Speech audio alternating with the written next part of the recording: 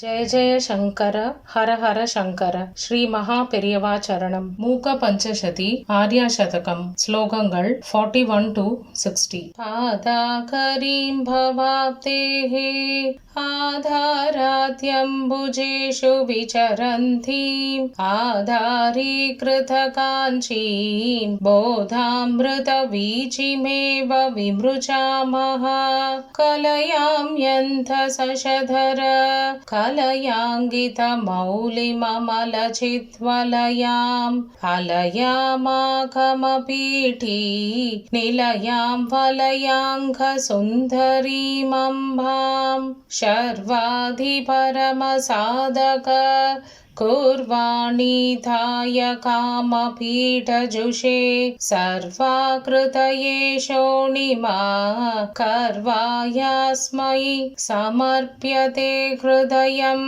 समया शान्त्यमयूकैः समया बुद्ध्या सथैव शीलितया उमया काञ्चीरधया न मया लभ्येथ किन्तु दातात्म्यम् जन्तोस्तव पदभूषण सन्तोषतरङ्गितस्य कामाक्षी बन्धो यदि भवति पुनः सिन्दूरम्बशुभं प्रमीतिशीला कुण्डलिकुमारि कुटिले चण्डी चराचर सवित्री चामुण्डे गुणिनी गुहारिणि गुह्ये गुरुमूर्ते त्वां नमामि कामाक्षी अभिताकृतिर्पिताकृतिः अचिराकृतिरपि चिताकृतिर्मादः अनहन्ता त्वमहन्ता प्रमयसि कामाक्षि शाश्वती विश्वम् शिव शिव पश्यन्ति समम्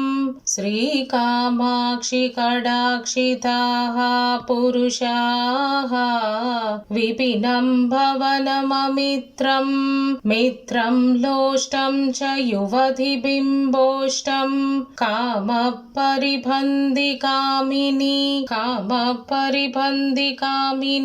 कामेश्वरि कामपीठमध्यकथे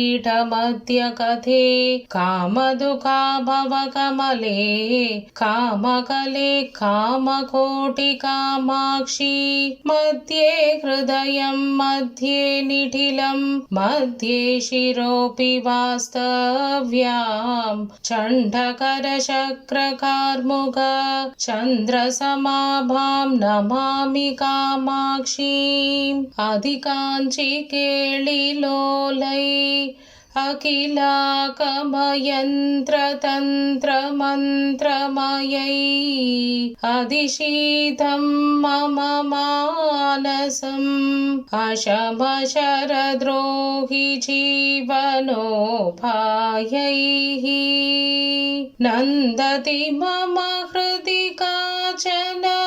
मन्दिरयन्ति निरन्तरं काञ्चीम् इन्दुरविमण्डलकुचा बिन्दुवियन्नादपरिणताधरुणी शम्बालता सवर्णं सम्पादयितुं भवज्वरचिकित्सां लिम्बामि मनसि किञ्चन कम्भातडरोहि सिद्धपैश्चर्यम्